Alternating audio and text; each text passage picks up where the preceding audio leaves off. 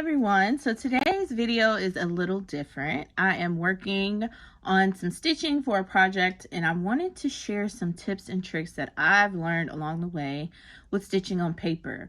I know some people have been doing it for a long time, but there are some people who have been wanting to try it and just not knowing where to start. So I just thought I'd give some tips and tricks since I'm going to stitch, and it's been a while since I stitched on paper. But yeah, so let's get started. All right, so here is my sewing machine. I have a Brother SE600 here, and this is an embroidery and sewing machine. I have a larger embroidery machine now, so I just use it primarily for sewing. I do, however, have a cheap sewing machine that I purchased like 10 years ago from Walmart. That is a Brother machine, and that is what I primarily use for paper, but I put it away out of reach for now. So that's why I'm using my nicer machine. Some things you may want to make sure you have when you are looking at sewing machines is a sewing machine with stitches that you actually love. So this is more of a digital sewing machine, whereas my other sewing machine only has 10 stitches and it's turn knob, but this one is digital. It has some decorative stitches. You can choose what you want from here. It's fancier, but there are tons of, I know, Brother machines that have like 80 and 120 stitches. I don't have all that, but I'm just using what I have. Other questions I've seen is, what needle do you use? So I just use a basic needle, a regular sewing needle. For your sewing machine, you can get them offline. I will link the ones that I prefer to use because I am doing sewing and embroidery and stuff. I tend to use the same brand between my machines and they are excellent. I also tend to use old embroidery needles as well, just because in embroidery those needles have a certain lifespan before they break. And if the needle is good, but I've used the needle for the amount of hours, you know, allotted for each needle use, I will just use it for sewing projects of paper. So that's just the way that I save. Other things that you should do when you get your machine is test out the tension. So up here, you can't really see the knob, but there's a knob here and it has numbers on it. So that is my tension, and my tension is usually set at 4 or 5, whatever the in-between amount is. The more tension you have, the tighter your thread pull is. The less tension you have, the looser your thread is as it goes through and stitches on whatever material you are stitching on. So if I'm making a ruffle, I will usually use a 9 or 10 tension because I want it to be tight, so at the end all my paper or my fabric is gathered when I'm doing a ruffle trim or something like that. Also, my machine is automated as far as the speed for stitching. It does have an attachment that allows you to use the foot pedal, but I tend to just use this more than I do the foot pedal. However, my older machine was foot pedal operated.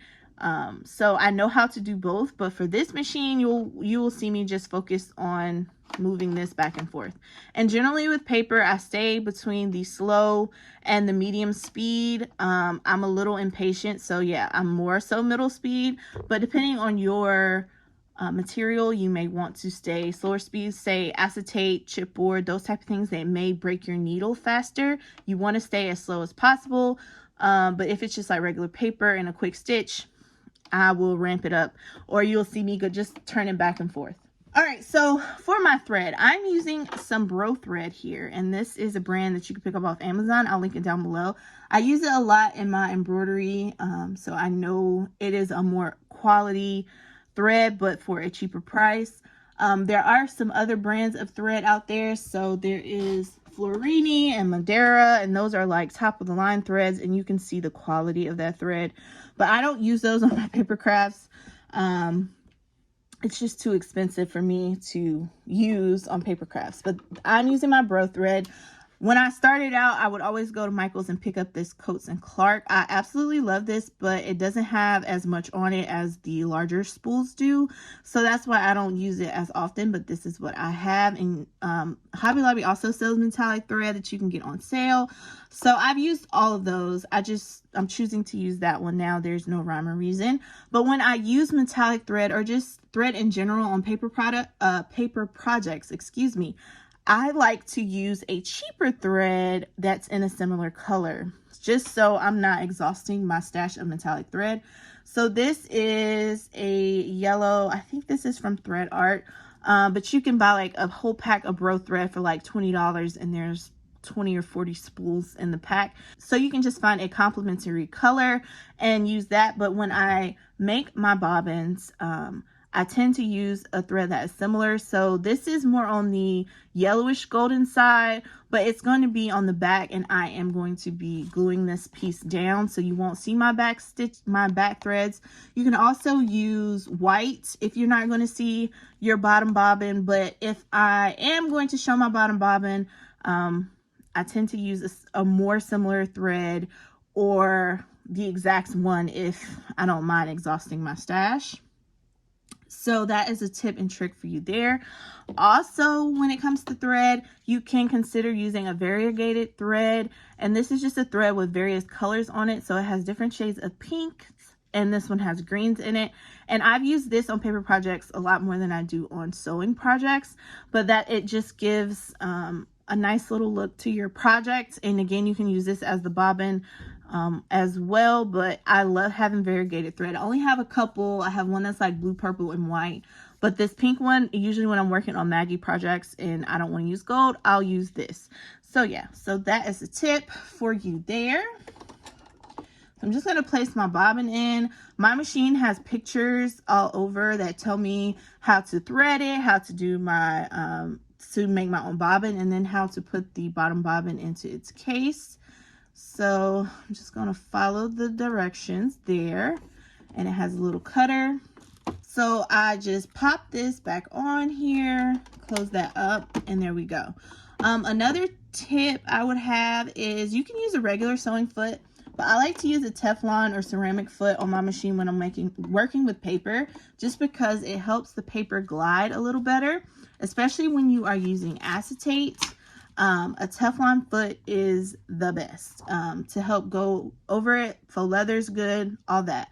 Another thing when you're working with paper, you do not want to use double-sided tape in the areas that you are going to stitch. I don't have any adhesive on this, but when I do stitch paper, if I'm going to use a stitch around the edge, I tend to put my double-sided adhesive more inset so my needle doesn't hit that, because you don't want to gook up your needle. That causes it to break, that causes your thread to shred, or it just causes your machine to just kind of get stuck. You'll get like an emergency, your needle plate has moved or the needle won't move because it's all gunked up. So what I do, if I do have something gunking up my machine, I have this sewer's aid, and this will help kind of get the gunk off your needle. You can also use hand sanitizer or alcohol to get the gunk off. And this also helps your thread. Another tip with foam tape. So don't use foam tape while you're stitching. Again, it will gunk up your needle.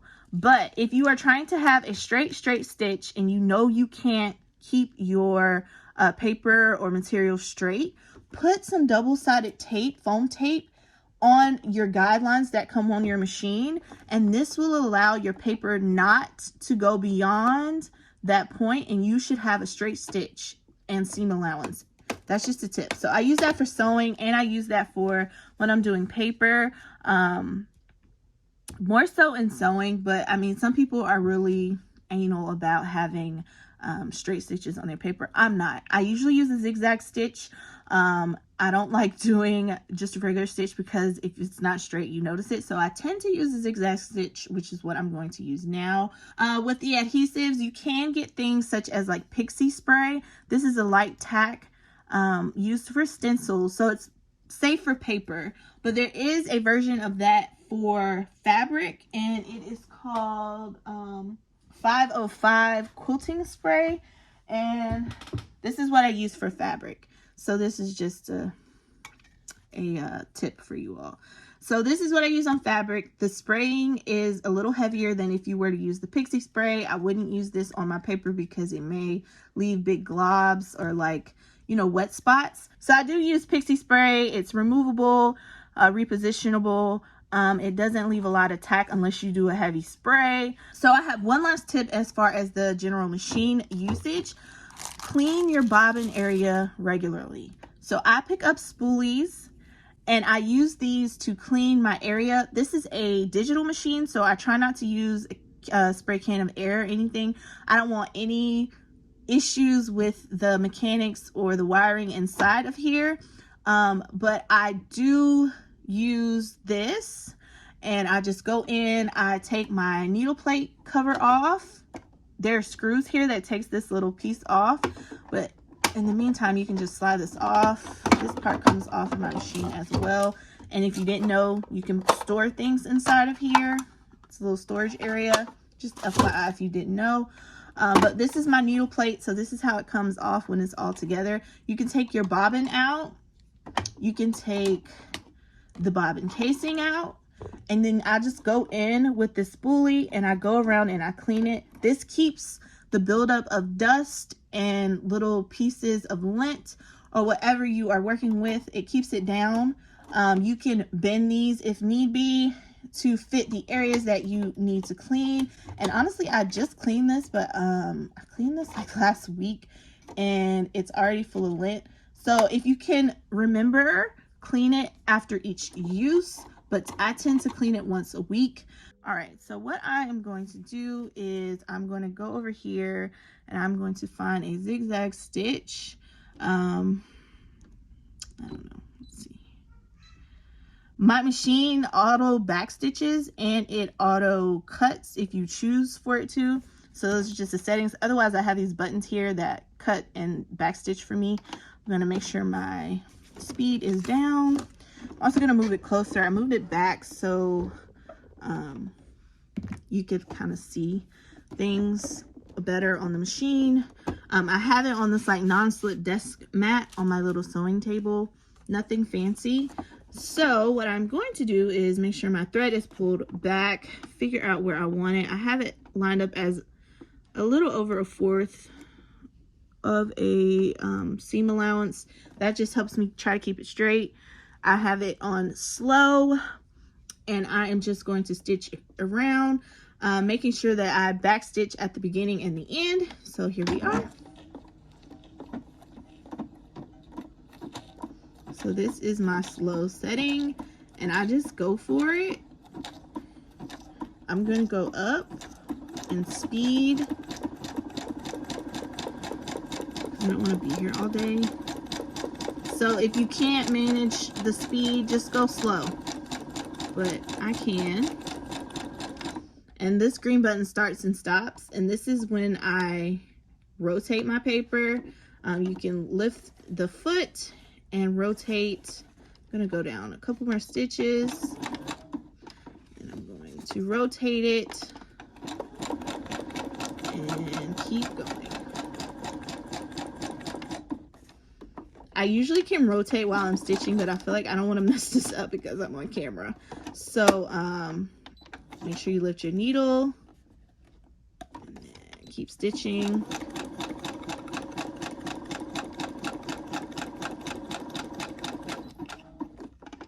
Lift my needle.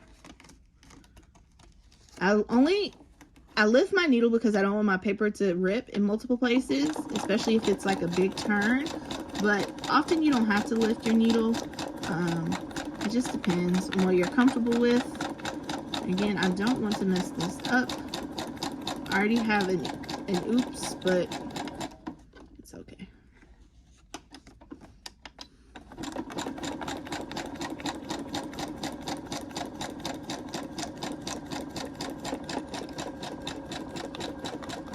Back stitch here.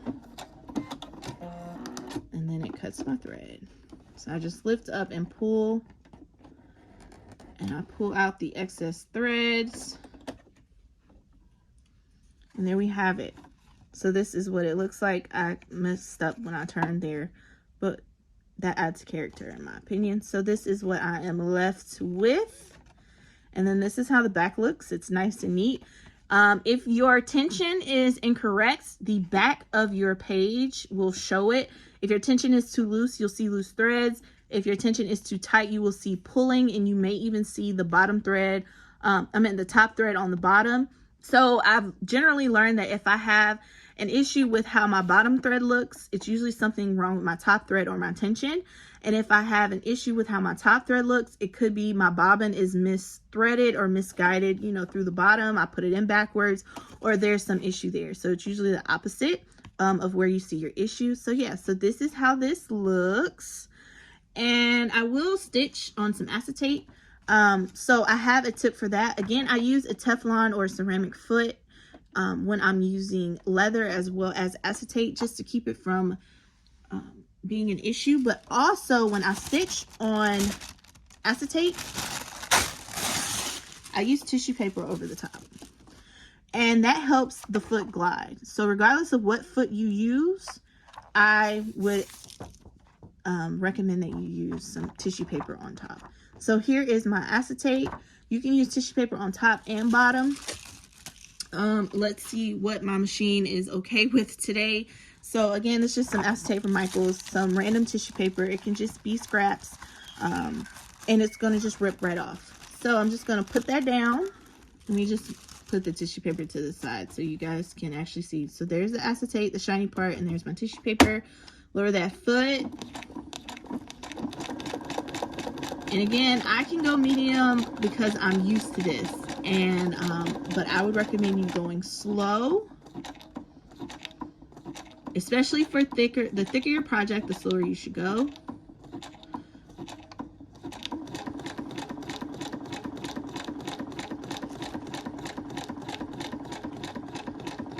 I'm just gonna backstitch here to end it and cut. And I'm having an issue with my machine where my bottom thread sometimes, my top thread sometimes goes to the bottom. But yeah, so this is how it looks. No issue, it went right through. But you just rip the tissue paper out and you are left with little to nothing. It works best with the straight stitch, but you can just take your tweezers and clean it out. But yeah, so that just leaves you with an easy way to sew. It usually comes out easier. I feel like because I'm doing this video, yeah, it's not hard to get off, guys. You just have to do a little cleanup, but it's much better than having the headache of your acetate not moving and you have a million holes punched in one spot. So yeah, that is what I had to share. I would recommend that when you get your machine, maybe stitch out on a weight of cardstock that you use all the time, so you have a reference.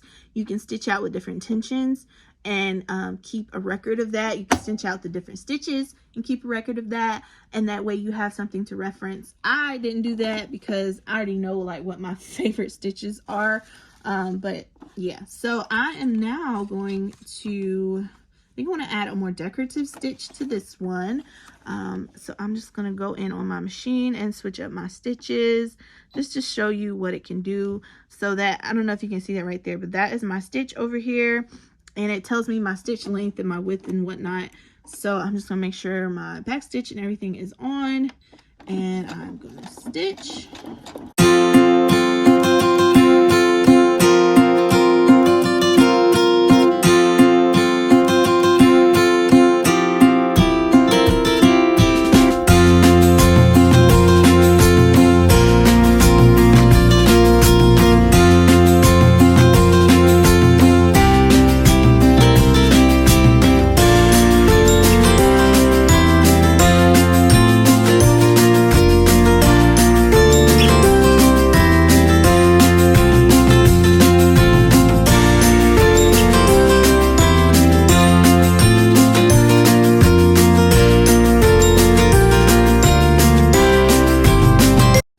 Just for comparative sake, I'm just wanted to show you how sometimes the stitching, like the speed, can mess up your stitches. So this is a decorative stitch. I started out slow to medium, then I went a little high, super fast here. You can see my stitches got messed up at the end. Sped it back up. You see my stitches are different. I'm still going to use it. I still like it. It adds character. But the speed definitely can alter how your stitches look. So just keep that in mind as well. All right, and this last piece here, I'm going to spray some pixie spray on this foam that I have. When using pixie spray, keep it away from your actual machine. Spray it away. You don't want this to gunk up any of the mechanics of your machine. So I'm just going to spray this off camera over here on this tissue paper that I have. And this is how it sprays. Not sure if you can see, but I mean, it's adhesive there. And then I have this foam that I want to back behind here. I don't need it to be perfect. I'm going to cut around it, but you can see how thick that is. So I'm going to make sure that my speed stays kind of slow to medium. And then I'm going to just do a simple zigzag stitch on here to see how it performs. Again, you may want to play around with the materials that you stitch and how things work. So this is a medium speed and it's perfectly fine. No issues so far. It's gliding right through. My paper isn't moving. It can lift in areas because again, it was just spray that was repositionable, but it's not gunking up my machine. And again, this is medium speed.